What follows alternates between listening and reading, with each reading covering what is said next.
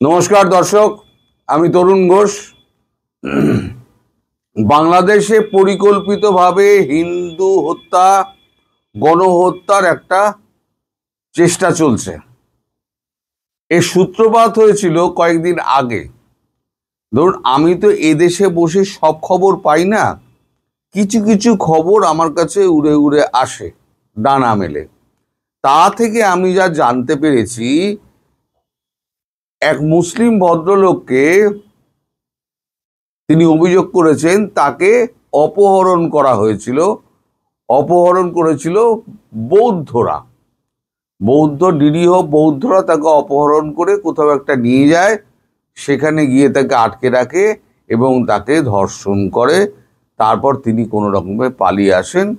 পালিয়ে আসার পর তারপরে তিনি সমাজ মাধ্যম থেকে আরম্ভ করে সর্বত্র বিবৃতি দিয়ে বলেন যে এরা হচ্ছে মানবাধিকার লঙ্ঘন করছে, ধর্ষণ করছে, খুন করছে। এই ইসকনকে এখান থেকে তুলে দিতে হবে এবং নিষিদ্ধ করতে হবে, এবং ইসকনের ওপরে যারা যারা আস্থা রাখে সেই আস্থাবান ইসকন ভক্তদের সমস্ত নিকেশ করতে হবে। এখন এই খবরটা ভারতবর্ষের কানে এসে পৌঁছেছে। কালকে এই খবরটা পৌঁছানোর পর আজকে আমাদের কাগজে যেটা বেরিয়েছে সেটা হচ্ছে সরকারি মদতে সংখ্যালঘু পীড়ন, কাঠগড়ায় ইউনুস। এই যে ইউনুস মাঝে মাঝে এই মন্দিরে ওই মন্দিরে গিয়ে ছবি টবি তুলে আমাদের কি বলে দেখায় না, সম্প্রীতির একটা বার্তা দেয়। হিন্দু, মুসলমান, খ্রিস্টান, বৌদ্ধ সবাই আমরা একসঙ্গে বাস করি, আমাদের মধ্যে কোনো বিভেদ নেই। সেই বিভেদের পরিষ্কার ছবি এইখানে পাওয়া যাচ্ছে। কি লিখেছেন? লেখা হচ্ছে, বাংলাদেশে মোহাম্মদ ইউনুসের নেতৃত্বাধীন অন্তর্বর্তী সরকারের আমলে সংখ্যালঘু পীড়ন বাড়ছে বলে লাগাতার অভিযোগ উঠছে। Rights and risk analysis group নামে একটি সংস্থা সোমবার এক প্রতিবাদপত্র প্রকাশ করেছে। তাতে বলা হয়েছে, ধর্মীয় সংখ্যালঘু নিশানা করার জন্য আনসারুল্লাহ বাংলা টিম সেনাবাহিনী এবং দেশের বিচার ব্যবস্থাকে ব্যবহার করা হচ্ছে। ওই সংস্থার বিবৃতিতে সংখ্যালঘুদের নিরাপত্তাহীনতার জন্য ইউনুসের নিন্দা করা হয়েছে। 2024 সালে পালাবদলের পর ক্রমাগত ধর্মীয় সংখ্যালঘুরা নির্যাতিত হচ্ছেন বলে অভিযোগ। রাজনৈতিক বিশ্লেষকদের একাংশের বক্তব্য, সদ্য বাংলাদেশ সফর করেছে পাকিস্তানের যৌথ বাহিনীর চেয়ারম্যান সিজেসিসি জেনারেল শাহিদ শামশাদ মির্জা। ঘটনাক্রমে তার সফরের আগে থেকেই বাংলাদেশে হিন্দু বিরোধী জিগির চড়া হতে শুরু করেছে। Rights and risk analysis groups তাদের বিবৃতিতে বলেছে, গত 23 অক্টোবর বেশ কয়েকটি ইসলামপন্থী গোষ্ঠী বিক্ষোভের আয়োজন করে। তারা দাবি করে তুলেছিল ইসকনকে নিষিদ্ধ করতে হবে। ঢাকায় এক বিক্ষোভে অংশগ্রহণকারী ছাত্ররা উস্কানিমূলক স্লোগান দেয় এবং ইসকন সদস্যদের ভারতের এজেন্ট হিসেবে অভিযুক্ত করে তাদের গ্রেপ্তার ও বাংলাদেশ থেকে বিতাড়নের দাবি তোলে। বাইতুল মোকাররমের জাতীয় মসজিদ ও শের-ই বাংলা কৃষি বিদ্যালয়ের এই ধরনের বিক্ষোভ অনুষ্ঠিত হয়। অভিযোগ উঠেছে, জঙ্গি গোষ্ঠী আনসারুল্লাহ বাংলা টিম প্রাক্তন নেতা জসিমউদ্দিন রহমানি, যিনি ব্লগার রাজীব হায়দার হত্যা সহ সন্ত্রাসবাদ সংক্রান্ত অপরাধে দণ্ডিত, তাকে বাইতুল মোকাররমের বিক্ষোভে অংশগ্রহণ করতে দেখা গিয়েছিল। এই আরো লম্বা রিপোর্ট। এই রিপোর্ট আর বেশি পড়ে কি হবে? বাংলাদেশের অবস্থা আমার থেকে আপনারা ভালো জানেন হিন্দুরা কি অবস্থার মধ্যে রয়েছে।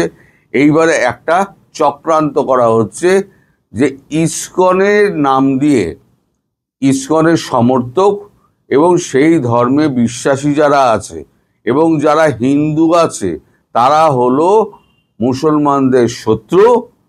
আসলে ওই যে বলেছিলাম, হিন্দু আর ইহুদি এই দুটো হলো মুসলমানের শত্রু। তো তার কথা পরে আসো। তো এই মুসলমানের যে শত্রু আছে সেই শত্রুদের নিধন করো। রাজাকার বাহিনীর একটাই লক্ষ্য হচ্ছে, যেমন পাকিস্তানিরা মেরেছিল না, হিন্দু মেরেছিল বাংলাদেশে 71 সালে, সেরকম এখন রাজাকার বাহিনী পাকিস্তানের রোলটা নিয়েছে। আর বড় ভাই তো এখন মিলে গেছে ছোট ভাইয়ের সঙ্গে। দুই ভিখারির মধ্যে কি বাণিজ্য আলোচনা হচ্ছে সে একমাত্র দুই ভিখারিই বলতে পারবে। না এই ভিখারির কিছু উৎপাদন আছে, না এই ভিখারির কিছু উৎপাদন আছে, না এই ভিখারির অর্থ আছে, না ওই ভিখারির অর্থ আছে, তবুও তাদের মধ্যে বাণিজ্যিক চুক্তি হচ্ছে। তা এখন এই যে সংখ্যালঘু নির্যাতন যে হচ্ছে সেটা কিন্তু ভারতবর্ষ মোটেই মেনে নিচ্ছে না। ভারতবর্ষে বিবৃতিতে বলা হয়েছে যে এই ধরনের সংখ্যালঘু নির্যাতন কিন্তু বারংবার হচ্ছে। ভারতবর্ষ যা অনেকবার সতর্ক করা হয়েছে, কিন্তু মোহাম্মদ ইউনূসের সরকার বিন্দুমাত্র কর্ণপাত করছে না। একটা বিবৃতিতে নিন্দা বিবৃতি একটা গতকালকেই করে দেওয়া হয়েছিল। এই এক্স হ্যান্ডেলে যেটা ছাপা হয়েছে রণদীপ জয়সওয়ালের, আমি এখানে আপনারা দিতে পারছি না, আমার অপারগতা আপনাদের আমি বলেছি যে আমি এখনো এগুলো শিখিনি যে আমি দিতে পারবো। তো এখন বড় ভাই আর ছোট ভাই দুজনের উদ্দেশ্যই এক, সেটা হচ্ছে গাজবায়তুল হিন্দ। এখন বড় ভাই ওখানে মার খেয়েছে একবার, দ্বিতীয়বার মার খাওয়ার জন্য প্রস্তুত হচ্ছে। সেটা কি হচ্ছে না হচ্ছে আমি পরে বলবো। সার্কিকে 30,000 সৈন্য মোতায়েন হয়ে গেছে এবং সেখানে একবারে মহড়া শুরু হয়ে গেছে। 3 বাহিনী একসঙ্গে মহড়া দিচ্ছে সার্কিকে, মানে ঢুকলো বলে, যে কোনো দিন ঢুকলো বলে। আর পাকিস্তান ভয়ের চোটে পুরো পাকিস্তানে এয়ার রুট বন্ধ করে দিচ্ছে, পুরো পাকিস্তান, কোনো প্লেন উঠছে না, এত ভয় যে এবার যদি মারে তাহলে পরে আমাকে শেষ করে দেবে। তাহলে তাদের পেছনে লাগিস কেন? এখন পাকিস্তান নিজের জমিতে না করে এখন বাংলাদেশ দিয়ে করার চেষ্টা করছে। তো এই যে বড় ভাই ছোট ভাইয়ের এই যে মিলন, এই মিলনটা খুব শিগগির বিচ্ছেদ হবে। যখন বড় ভাই মার খাবে তখন ছোট ভাইয়ের দিকে তাকিয়ে থাকার সময় পাবে না, কারণ ছোট ভাইও সঙ্গে সঙ্গে আচ্ছা করে প্যাদানি খাবে, এমন প্যাদানি খাবে যে আর জীবনে আর বাঁ তুলে দাঁড়াতে পারবে না। এখন বড় ভাইয়ের ছেড়ে যাওয়া চটিতে ছোট ভাই পা গলিয়ে দিয়েছে। কিরকম? বড় ভাই আগে করতো কি, যে ভারত থেকে কিছু নেবে না, ভারত করতো, ওরা করতো কি, ভারতের চাল ডাল তেল নুন সব চলে যেত দুবাই, দুবাই থেকে ওরা আমদানি করত। পাকিস্তান বুদ্ধি দিয়েছে, আমরা যদি দুবাই থেকে আমদানি করি তাহলে তোমরা কেন আমদানি করবে না? চড়া দামে হলেও ভারত বিরোধিতার জন্য তোমাদের সেটাই করা উচিত। ছোট ভাই বড় ভাইয়ের চটিতে পা গলিয়ে দিয়ে ছোট ভাইও চলেছে দুবাই হয়ে। আর এদিকে আমাদের দেশে কিছু গুজরাটি আছে, বেশ কিছু গুজরাটি আছে, তারা দুবাই গিয়ে তারা একেবারে গোডাউন খুলে ফেলেছে। তারা ভারত থেকে মাল নিচ্ছে, মাল নিয়ে তারা পাকিস্তানে পাঠাচ্ছে, তারা বাংলাদেশে পাঠাচ্ছে, মধ্যিখান দিয়ে কমিশন খেয়ে বেরিয়ে যাচ্ছে। বা ভাবুন, ভারতের মাল যদি বর্ডার পার করে দেয় দুদেশে, তাহলে পরে সস্তায় মাল পেয়ে যাবে।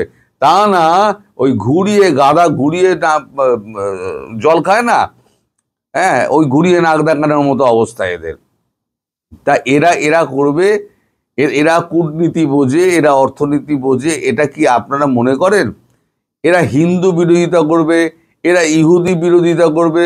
আমার মজার একটা কথা আছে, মজার কথা এইটা, সেটা হচ্ছে পাকিস্তানের যে পাসপোর্ট, বাংলাদেশের কি আছে আমি জানি না, পাকিস্তানের যে পাসপোর্ট সেখানে কিন্তু আপনার ইসরায়েলের কোনো নাম নেই, মানে ইসরায়েলকেও যেতে পারবে না।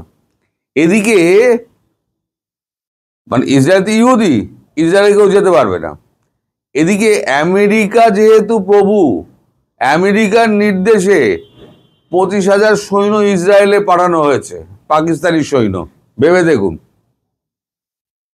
যে পাকিস্তান ইসরায়েলের অস্তিত্ব স্বীকার করে না, সেই ইসরায়েলে পাকিস্তান সৈন্য পাঠিয়ে দিয়েছে প্রভুর আজ্ঞা পালন করার জন্য। এবার কোন দিন দেখবো যে বাংলাদেশ সেনা তারাও ইসরায়েলে তারা পাঠিয়ে দিয়েছে। তাহলে কোথায় রইল ইহুদি বিরোধিতা? এই যে কাগুজে বাঘ আপনারা না, এই কাগুজে বাঘ বেশি দিন চলবে না।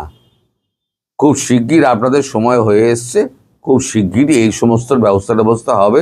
হিন্দু নির্যাতন, হিন্দু গণহত্যা শুরু করার আগে আপনাদের সব শেষ করে দেওয়া হবে, এটুকু গ্যারান্টি আমি দিচ্ছি। খুব বেশি সময় লাগবে না।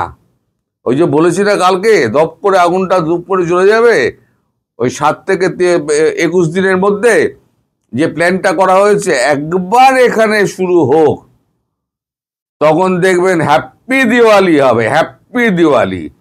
সেদিনকে আমি আপনাদের সামনে হ্যাপি দিওয়ালি করব এবং ছবি তুলে সমস্ত ভিডিও করে আপনাদের পাঠাবো।